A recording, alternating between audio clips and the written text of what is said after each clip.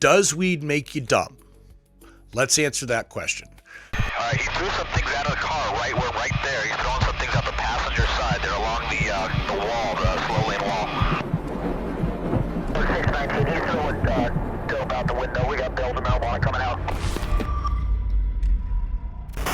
What's going on, everybody? AJ here with the Blue to Green podcast. So what I'm attempting to do in this is, it's not an episode, but it's a scientifically validated, peer-reviewed overview of a bunch of different studies that I took a look at, compiled the information, and saw what the data shows in regards to asking this question. I've heard this. I wanted to do a deep dive analysis and actually read the numbers and see, where is this narrative coming from? Okay, so in that regard, this is the first time I've ever done anything like this. So I'm going to try to not look as though I'm reading a script, but I want to be factually accurate for everybody. So I'm going to be reading from a script. I apologize for that. So with that being said, for far too many years, law enforcement, policymakers, National Institute of Health, all of these other things have operated on specific narratives, and that is cannabis is a neurotoxic substance, guaranteed to permanently drop your IQ and cause irreversible brain damage. Professionals, we need to rely on hard data to make decisions, but when you look closely at the actual longitudinal science, instead of just reading abstracts and conclusions, the headline-grabbing claim that cannabis universally destroys human intelligence is heavily confounded and in many cases statistically false. I'm going to present that information. Before we tear into the core of all of this, I'm going to go ahead and establish a foundation for which studies I took a look at, where they're from, and I've listed them all out. At the end of this, I'm going to throw all of my information into a Google Drive, provide it for you all so you can look at the studies yourselves. You can look at the actual information. This is just a real quick overview of the studies, their names, and where I got the data from. There's the Dunedin cohort, which started in 1972, which is the collection of information. Then the Meyer et al. If you understand how scientific papers goes, you're going to have one lead author, and then if you got a bunch of different authors, it's going to be ETAL et al. Like Meyer and everybody else. All right. If you never read a paper or something like that, sorry, I'm not trying to insult anybody's intelligence. It's just, I'm not like stuttering here. In 2012, there was the Meyer study that looked at the Dunedin cohort. And then also in 2022, Meyer went back, that same group went back and spoke with those same people. So there's two papers from Meyer. There's Jackson et al. It's a twin study that took place that was a longitudinal study of twins, one who had abstained from using cannabis and one who did use. There's McCourse et al., which is a prospective cohort study of teenagers demonstrating how cigarette smoking skews cannabis cognitive data. Power et al. Is a massive meta-analysis of longitudinal studies that found a different number in regards to IQ drop, which in that study was said to be statistically insignificant.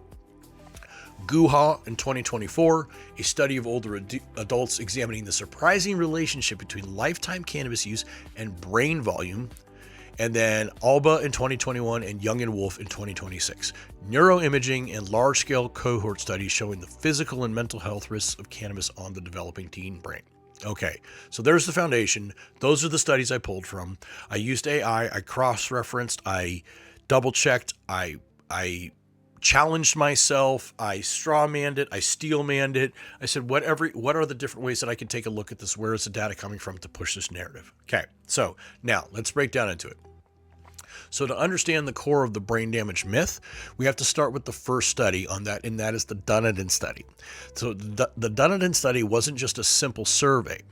It is a massive, highly respected longitudinal investigation that tracked the birth cohort of over 1,000 persons born in New Zealand in 1972, following them from birth all the way into midlife.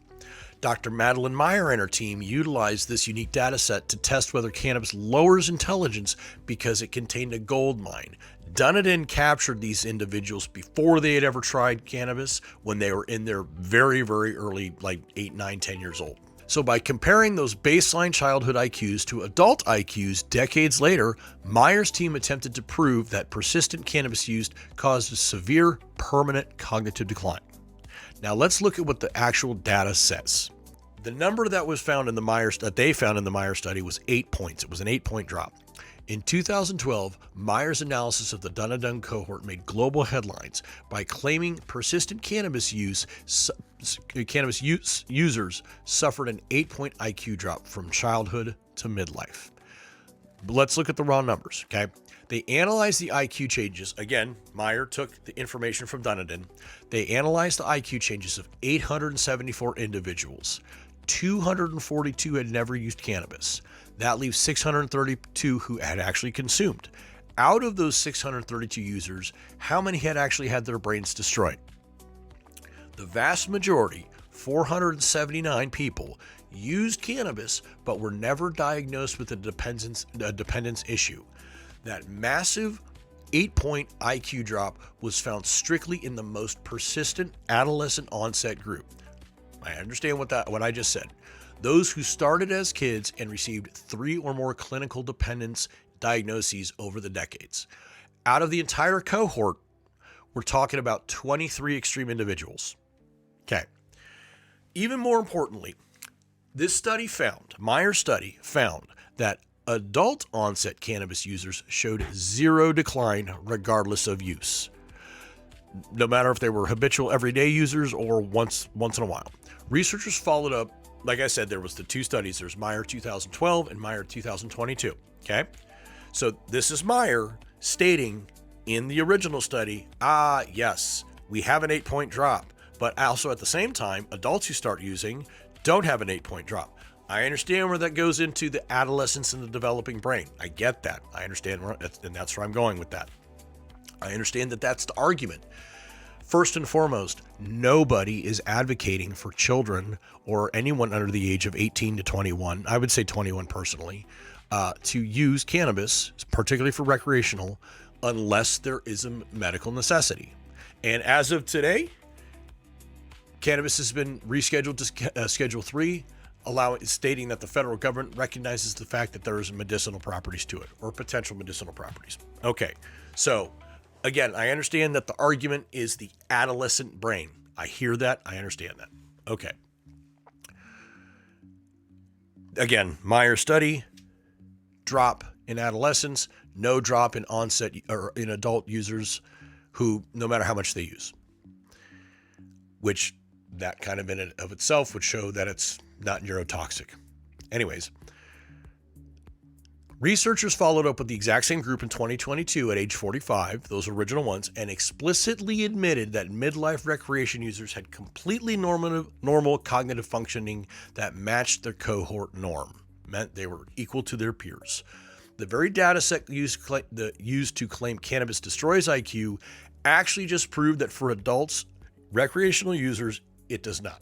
So as I said in the very beginning of this, we want to take a look at all of the information, the good, the bad, the in-between, and everything else. And again, I just want to present the data and the information to everyone to see for themselves.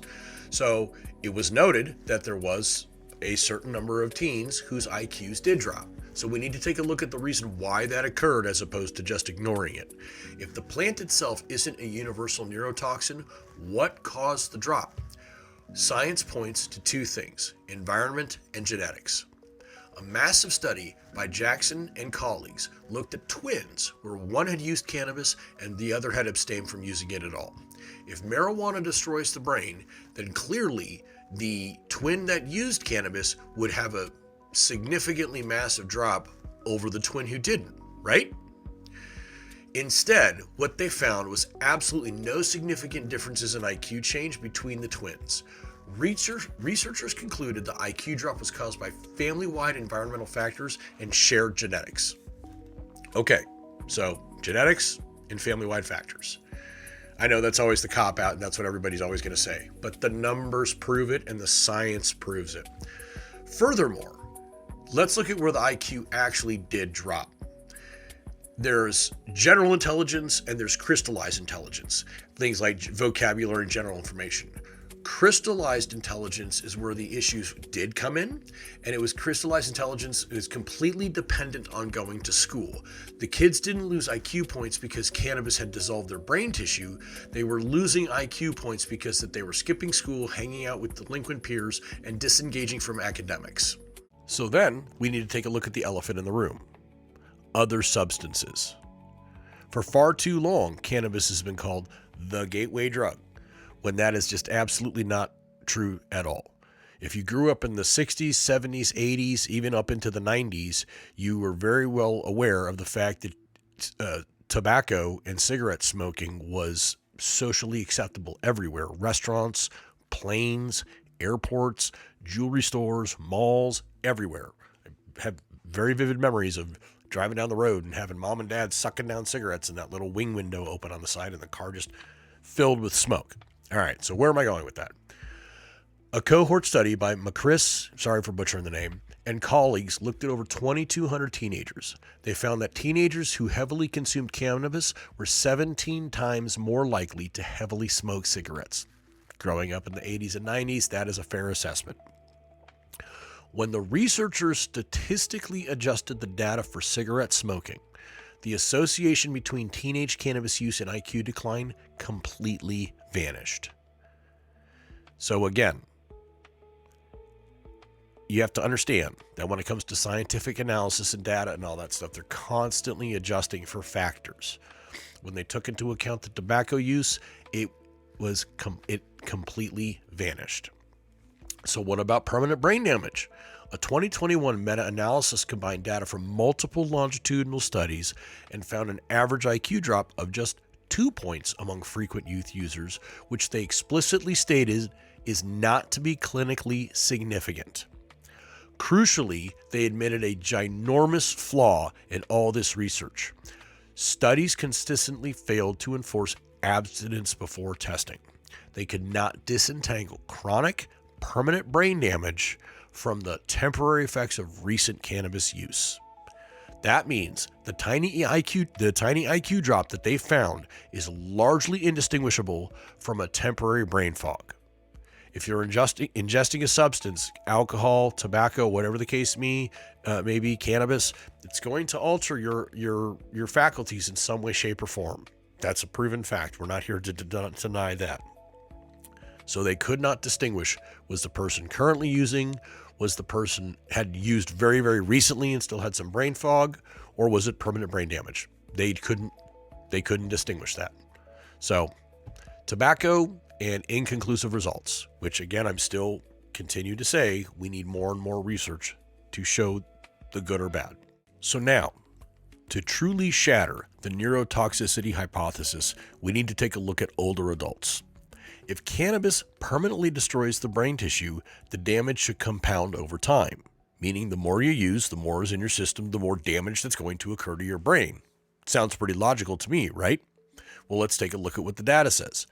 Now, again, let's compare that to alcohol. We're not even going to debate the fact that we know that habitual alcohol use over a lifetime destroys everything. It leads to cardiac issues, cancer, cirrhosis of the liver. Like I said, that's not even up for debate. We know the more toxin you use, which alcohol is a proven toxin, the more buildup you're going to have, the more damage you're going to have. So if cannabis is that neurotoxic of the brain, well then it should create that type of long-term damage. All right. A 2024 study of middle-aged and older adults using the UK Biobank found the exact opposite. Lifetime cannabis use was positively associated with larger regional brain volumes in areas like the hippocampus and amygdala. Greater lifetime use was linked to better cognitive performance in learning, processing speed, and short-term memory. I understand that that's completely 180 degrees from the typical stoner narrative that, that stoners can't remember anything. Even individuals whose use was strictly limited to adolescence demonstrated larger brain volumes in older age than non-users. This right here suggests the potential neuroprotective effects as we age, destroying the narrative that cannabis universally rots the brain. This is fantastic news for our elderly population. This is fantastic news with those with diminishing cognitive ability. And something else I want to add for color is that there's a lot of information coming out right now in regards to vitamin B1 and THC usage and all that, and also vitamin B1 thiamine in other totally taking cannabis out of it, but like dementia, cognitive abilities, and all that. So I know that there is a correlation between vitamin B1, thiamine, and THC, the THC usage in B1 depletion. So this is something else that needs to be studied. Again, I'm just adding that as a little bit of color. That's very fresh and new information that I've been hearing and reading about. I haven't done a deep dive, but I know that information is coming out there. So again, but looking at the neurotoxicity of the brain, it's just not there when it comes to cannabis over a compounded period of time or over a long period of time. It just doesn't affect the brain like that. As I said in the very beginning of this video, I don't want to be right. It's just about being factually accurate and scientifically accurate. Again, I just wanted to present the data and the information to you all in as unbiased of an opinion as I possibly could. I mean, even though I am pretty biased, but to just show the data, show the good and the bad. So in order to be academically honest, we have to talk about the bad. So first and foremost, during puberty, first of all, I should have led with this entire thing, is that if you don't know what the endocannabinoid system is, that's the foundation of cannabis inside of our bodies. Our body produces its very own endogenous cannabis. It's what the runner's high is. All right. So during puberty, the endocannabinoid system is actively building the brain and flooding it with high potency THC, and flooding it with high potency THC can disrupt that construction. Again, I'm not here to, only present the positive. Got to present all of it. There is physical evidence, as I stated in the beginning, that I did look at research that showed thinning or MRIs of the brain, and the Imagine study by Alba and colleagues showing accelerated cortical thinning in teens who use cannabis. All right, what does that mean? Well, it doesn't really mean anything other than that it's a finding. Is that a correlation or a causation to anything? They don't know. But the brain has CB1, CB2 receptors and all that sort of stuff. I don't want to get into that specific because I'm not a scientist and I don't want to be blamed for giving the wrong information, but parts of your brain have receptors for this stuff. So yeah, flooding the brain with high potency THC is going to have some consequences. What do those consequences mean? We don't know, which is the entire point of why we need more studies. Instead of just saying it's bad, it's bad, it's bad, it's bad, it's bad, let's say, hey, there's good and there's bad. If we're allowed to drink alcohol and we know what alcohol does to our systems, come on now. Also, on top of that, there was a massive data set. It's called the Kaiser Permanente study by Young and Wolf. It was done very recently, that it tracked 460,000 adolescents. And that study evaluated the link between adolescent cannabis use and severe psychiatric outcomes like psychosis and bipolar disorder. I'm not diving into that study right now. That is a psychiatric issue, and the link between cannabis and psychiatric issues, disorders, is a highly complex and an entirely different subject that deserves its own videos and its own deep dive in its own studies. Today, we're just answering the question, does cannabis universally destroy your IQ and your cognitive intelligence? So what's the final verdict? The hypothesis that cannabis universally and permanently drops IQ is scientifically unsupported. The severe cognitive declines we read about are based on tiny, extreme subsets of individuals. For the vast majority, the correlation between cannabis and lower IQ is a product of poverty, truancy, genetics, and heavy cigarette smoking. I know that last one will bother some people. Adult onset users suffer zero IQ decline. The same people that found IQ drop found that adults have zero IQ drop. And older adults may actually experience neuroprotective results. Cannabis is not the monster that destroys adult intelligence, but because of the developing brain, and I do believe this part, it is not a toy for children either. It's time that we base our medical advice and drug policies on actual data. I'm going to take all of these reports, put them in the Google Drive. If something didn't make sense or whatever, leave me a comment.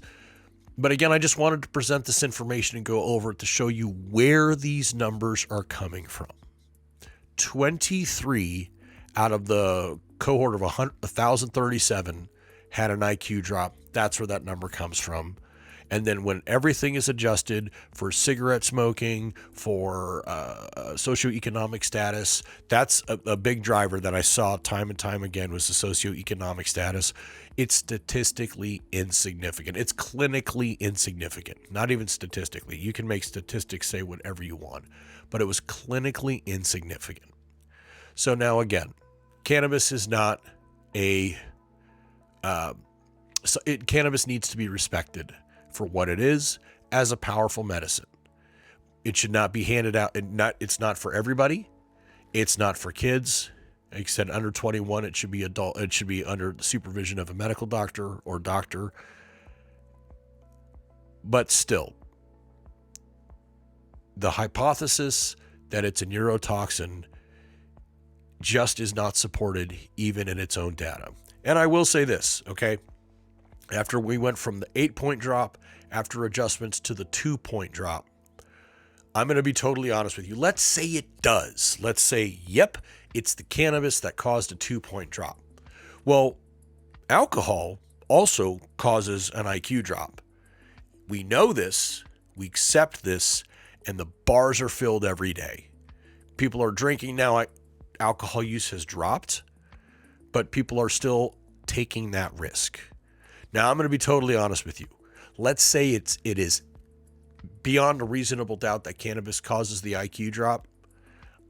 I would still choose a natural plant-based medicine that has significantly less side effects than pharmaceuticals out there that could potentially cause a 2-point IQ drop than over anything else.